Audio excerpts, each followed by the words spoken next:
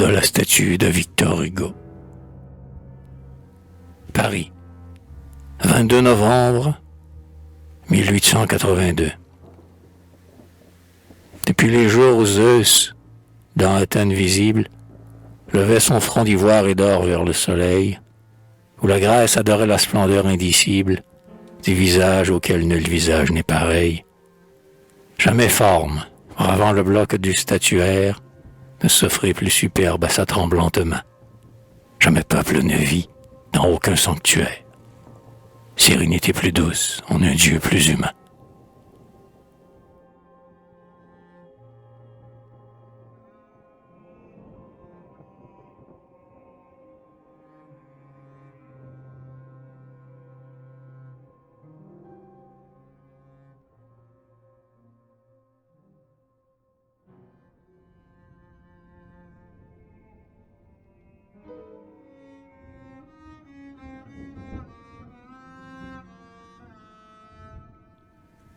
L'humanité, devant tes multiples couronnes, salue avec amour la gloire des lauriers, et, respirant la joie intense que tu donnes, met les poètes morts et vivants à tes pieds.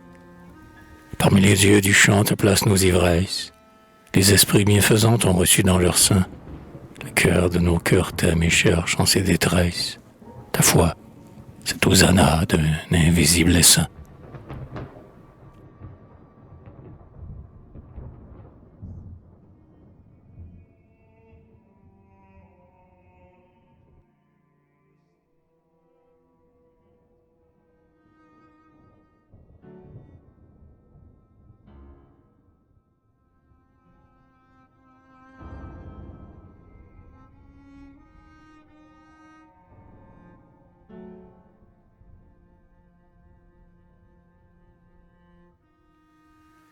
Toi, la haute pensée, l'âme la plus chaste, tu planes sur le monde avec ton large esprit, plus que le vent des mers indomptable et plus vaste, ton verre de diamant dans ses chaînes nous prie. Il vibre, grave écho de ses lois immuables, entraînant l'univers au farouche idéal. Le mal éperdu fuit tes regards formidables, qui brillent sur la nuit comme un jour boréal.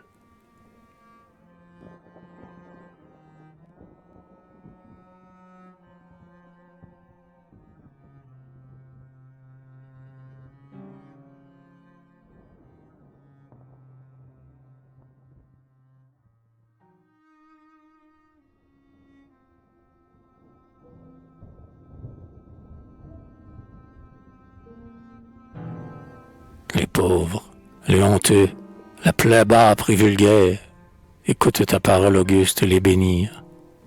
Quand l'Empire entendit, tel qu'un cheval de guerre, ton clairon furieux dans leur combat hennir, tes appels et poussés à mille assauts sublimes. Et cet arbre de mort, déraciné par toi, s'effondrant sous l'orage enflammé de tes rimes, disparaît tout entier dans un rapide effroi.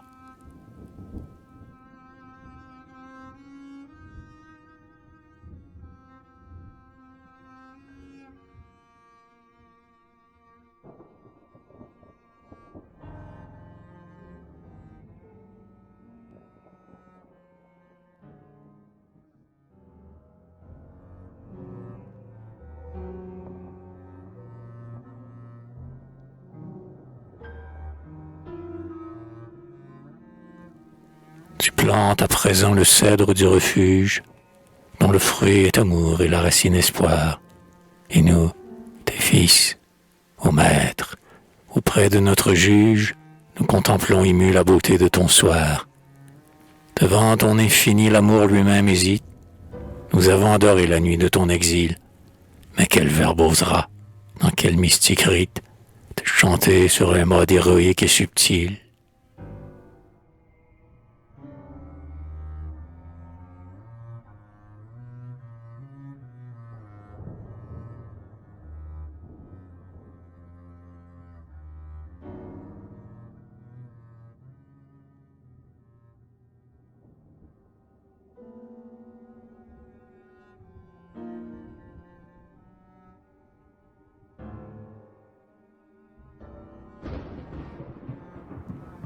Tout l'azur sombre, avec les globes d'or des mondes, n'étincelle pas plus de feu amoncelé que ne fait l'harmonie à tes lèvres fécondes quand tu verses l'aurore au peuple consolé. Fleuve empli de clarté qui déborde l'enceinte de l'art antique et s'enfle en chant torrentiel, flot sur flot de pourpre et d'hyacinthe, sonore, radieux, escaladant le ciel.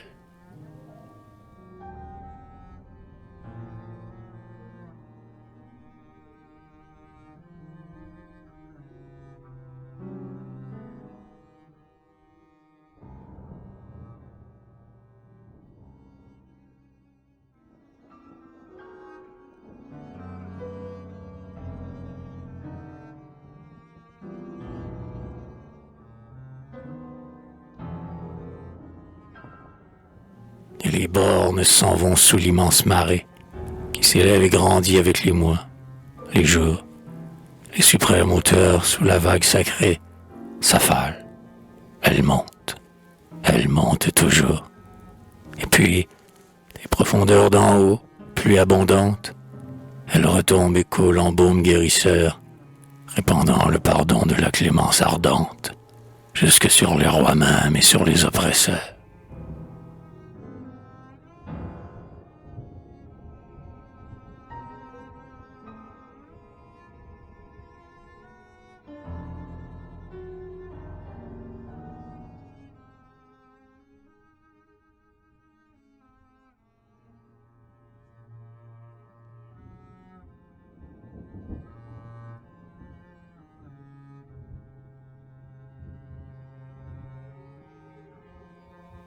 Depuis qu'il tient les clés de l'humaine épouvante, et qu'il ouvrit aux yeux du grand prêtre songeur la porte par où lui la lumière vivante, des paradis de gloire et de l'enfer vengeur, 3 fois le flamboiement des splendeurs de son verbe perça l'ombre, où soudain éclate triomphant, jetant aux 4 vents du ciel leurs cris superbes, les appels quadruplés de ses 80 ans.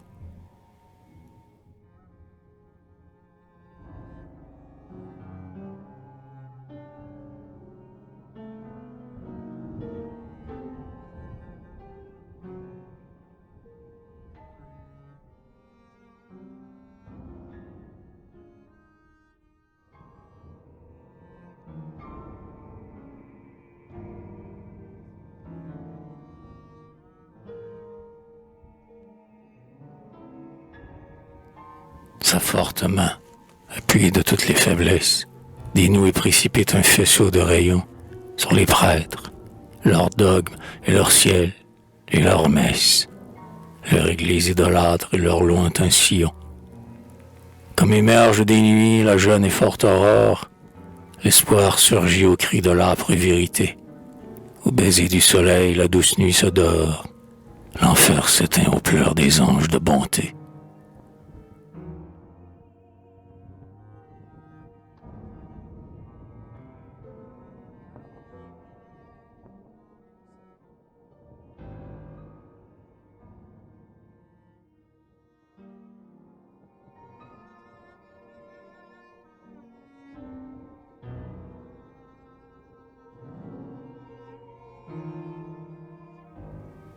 En vain les lourds pédants de la science vide, sous leur mêle ont broyé tous nos pâles enfants. En vain, sous le labeur d'un cauchemar livide, l'homme roule à l'horreur des gouffres étouffants. À travers la noirceur de nuits pleines de larmes, les constellations scintillent au ciel bleu. Feu nocturne veillant sur nos sombres alarmes, flammes que le génie allume au front de Dieu.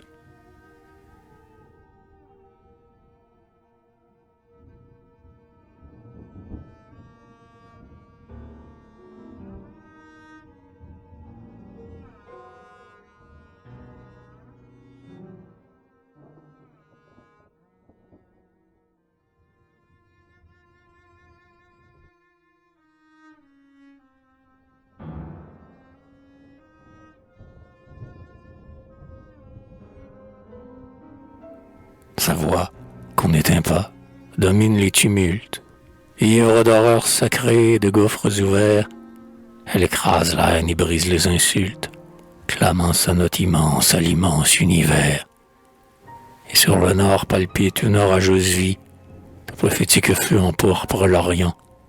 L'âme du sud écoute un chant d'astres ravis, l'Occident croule au sein d'un brasier flamboyant.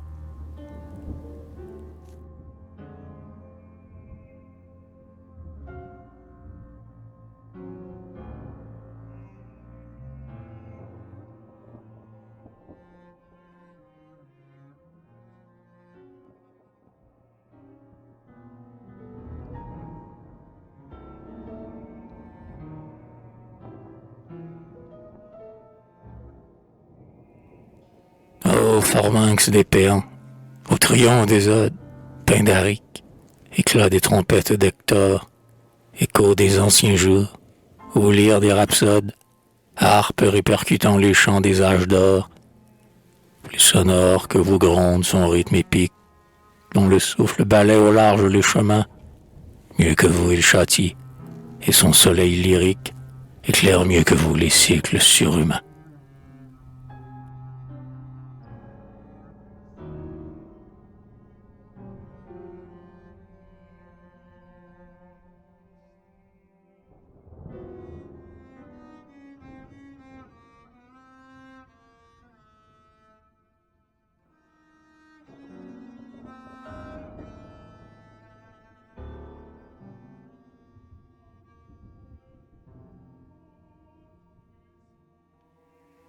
Sa strophe est une brise errante qui se plonge dans l'or liquide où sont des chorales de Lesbos et murmure amoureuse en évoquant le songe de la muse qu'avait la neige du Péplos. Elle chante l'idylle et les épithalames, l'étoile qui se lève à l'obscur firmament et la virginité souriante des âmes dans le calme éternel de leur rayonnement.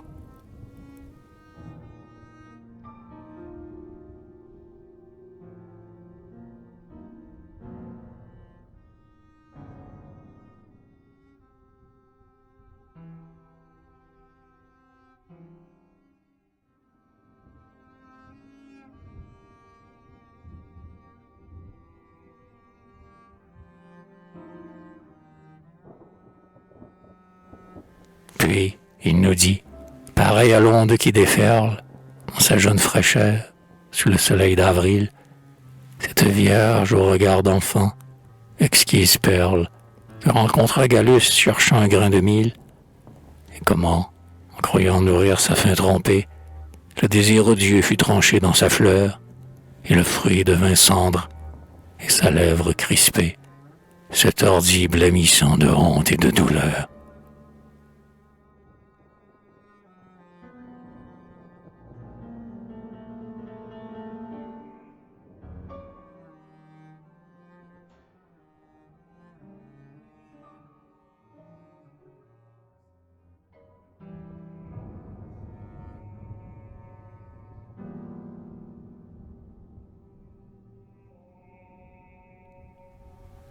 Sur la vague assombrie assaillant le navire, sa colère tonna dans la rumeur des vents, et, comme un crépuscule au pâlissant sourire, glisse dans l'accalmie au bord des flots mouvants. Il nous rendit plus tard l'espérance sacrée, l'astre et la fleur, la femme et le ciel, et l'amour. Il prodigua l'ivresse et la joie inspirée, relevant, consolant et pleurant tour à tour.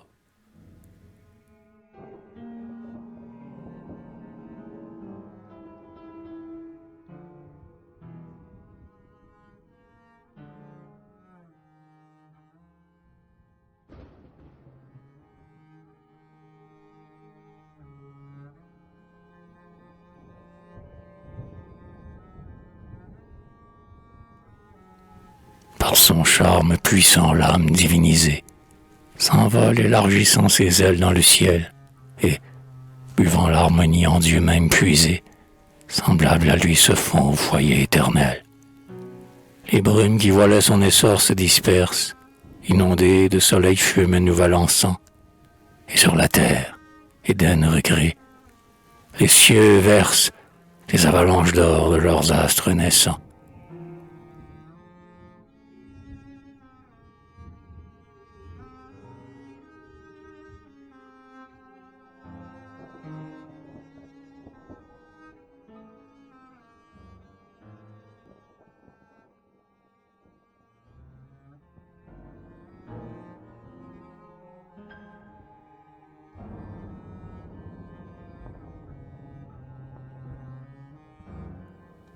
Du printemps qui frissonne et du clair dialogue, des ruisseaux gazouilleurs et des chansons des bois, s'exhale la fraîcheur de l'ineffable églogue, où les rires d'oiseaux se mêlent à des voix. Il semble qu'avril même, en fleurissant les cimes, que caresse le souffle impérieux des mers, donne aux grelots d'argent, au cristal de ses rimes, tous les parfums des fleurs de tout cet univers.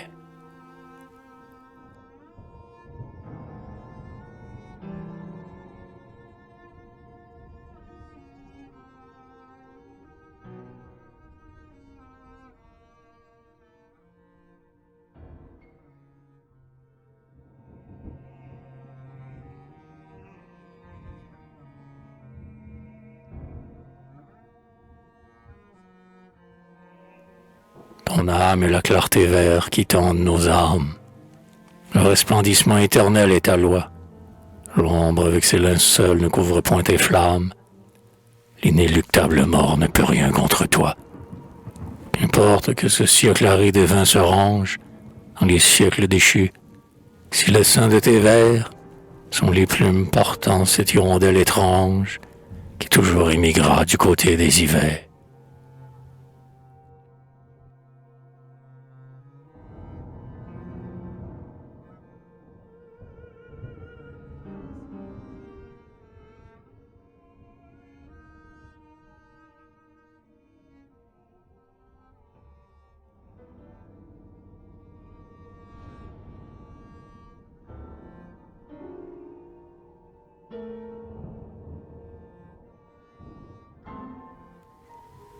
Jamais pleurs douloureux, baptême plus austère, n'avait baigné le front d'un plus noble exilé, alors que, secouant la roche solitaire, les révolutions roulaient leurs flots gonflés. Du monstrueux passé les ténèbres hurlantes, jamais n'avaient jeté d'oracle à notre effroi, qui vint mieux étayer les âmes chancelantes dans les religions, dans le doute et la foi.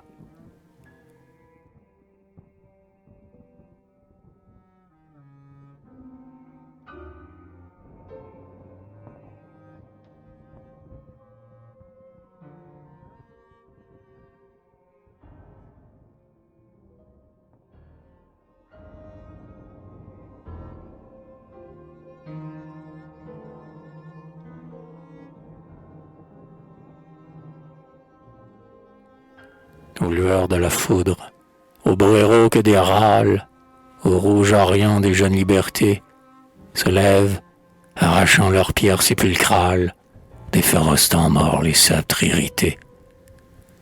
Dans la vieille cité livrée au droit qui tue, et dans tout héros frappe une rébellion, va surgir l'éternel errant de ta statue, sur le sol affranchi par ta griffe, ô lion.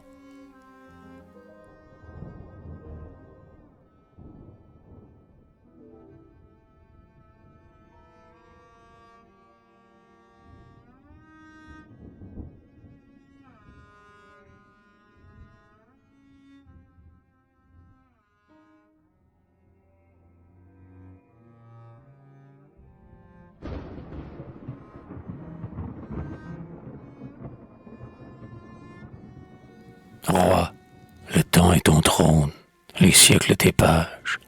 Chaque aube est une jeune auréole à ton front, servi par des esprits dont tes chants sont les gages. Tu régneras encore dans les jours qui suivront. Tous les sceptres seront tombés devant ta lyre, et tout le vieil Olympe et les Césars romains. Ta pourpre ne craint point de fer qui la déchire, son tissu n'est point fait par de mortelles mains.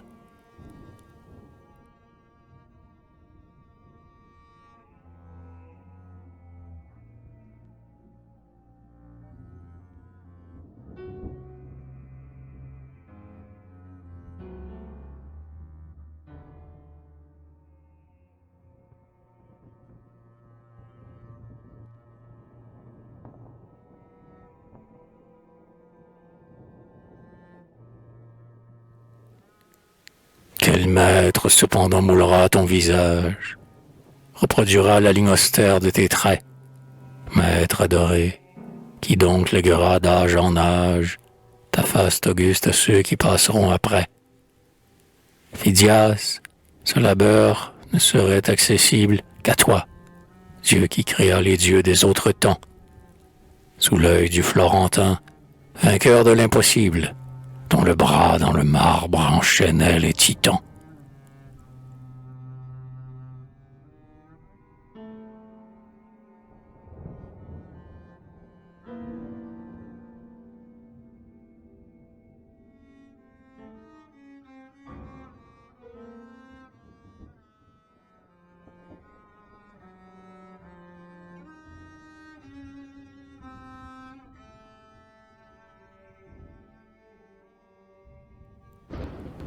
Chérubim de l'art, tenant au poing le glaive, Michel-Ange, terrible esprit, de beau seuil, du dernier jugement, tu t'étais là le rêve de tes 80 ans de révolte et d'orgueil. C'est toi qui sculpterais la face des mondes, cette bouche d'où sort la formidable voix qui tonne sur le mal et ses forces immondes. Relève les petits et terrasse les rois.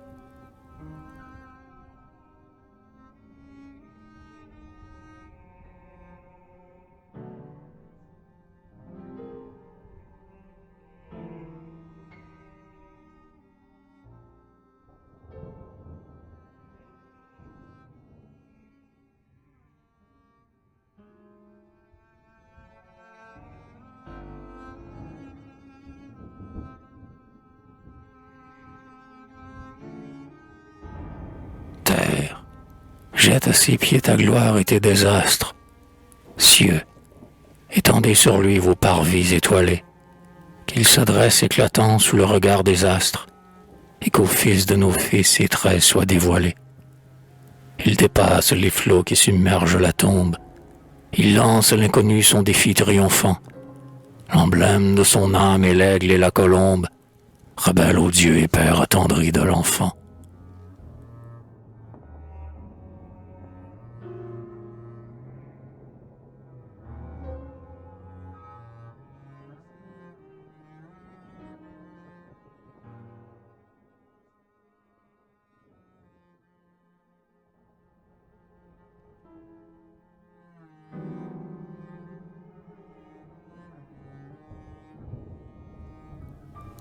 Soleil, tu n'as point vu blanchir plus haute tête. Parmi les fils de l'homme, il est le plus altier. Sur tes cimes, autant, sur leurs sanglantes crêtes, aucun nom n'a rayonne aussi pur, aussi fier.